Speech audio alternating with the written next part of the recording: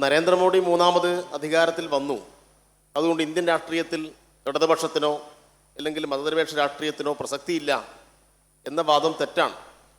ഇവിടെ സൂചിപ്പിച്ചതുപോലെ 2014 കേവല ഭൂരിപക്ഷം, 2019 കേവല ഭൂരിപക്ഷം, 2024 അവിടെ നിന്നും മുന്നോട്ട് പോയി 400 സീറ്റ് എന്നാണ് പ്രഖ്യാപിച്ചത്. പക്ഷേ 400-ൽ അവർക്ക് എത്താൻ കഴിഞ്ഞില്ല. 2019-ഉം 2014-ഉം ആവർത്തിക്കാൻ കഴിഞ്ഞില്ല, പിറകോട്ട് പോയി.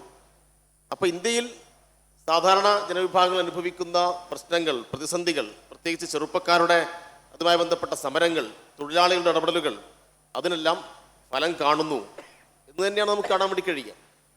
കാർമേഘങ്ങളുടെ ഘോഷയാത്രയിൽ നക്ഷത്രങ്ങളുടെ തിളക്കമാർന്ന കണ്ണുകൾ കെട്ടുപോവില്ല എന്ന് പണ്ട് പാബ്ലോ നെരൂദ പാടിയിട്ടുണ്ട്. അതുകൊണ്ട് ഇങ്ങനെയുള്ള ഇത്തരം ശക്തികൾക്ക് എതിരായി ശക്തമായ ജനവികാരം ഉയർന്നു വരുന്നു. അത് പ്രതീക്ഷ ഉളവാക്കുന്ന കാര്യം തന്നെയാണ്. പിന്നെ കേരളത്തിലെ കാര്യം ഇവിടെ പറഞ്ഞു. കേരളത്തിൽ കഴിഞ്ഞ 10 വർഷമായി ഇടതുപക്ഷ ജനാധിപത്യ മുന്നണി ഗവൺമെൻറ് ശക്തമായ ഒരു ബദൽ ഉയർത്തി മുന്നോട്ട് പോവുകയാണ്. ആ ബദലിൽ ഞങ്ങൾക്ക് പ്രതീക്ഷയുണ്ട്. അത് കേരളത്തിലെ DYFIക്കും ചെറുപ്പക്കാർക്കുമെല്ലാം പ്രതീക്ഷ ഉളവാക്കുന്ന പ്രവർത്തനങ്ങളുമായി തന്നെയാണ് കേരളം മുന്നോട്ട് പോകുന്നത്.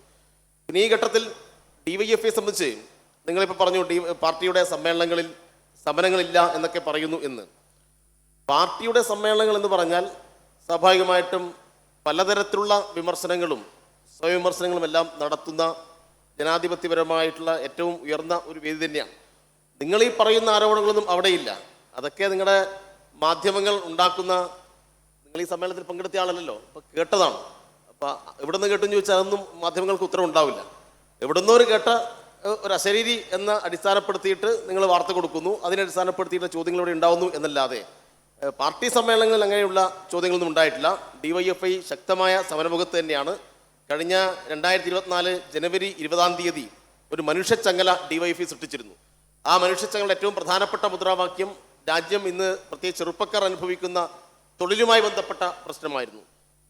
ഇന്ത്യയിലെ യാത്രക്കാർ, റെയിൽവേ യാത്രക്കാർ അനുഭവിക്കുന്ന യാത്രാ പ്രശ്നത്തെ മുൻനിർത്തിയിട്ടായിരുന്നു. കേരളത്തോടുള്ള, പ്രത്യേകിച്ച് BJP വിരുദ്ധരായി ചിന്തിക്കുന്ന ജനങ്ങൾ അധിവസിക്കുന്ന നാടിനോട് കാണിക്കുന്ന കേന്ദ്ര ഗവൺമെൻറ് അവഗണനയ്ക്കെതിരായിട്ടായിരുന്നു.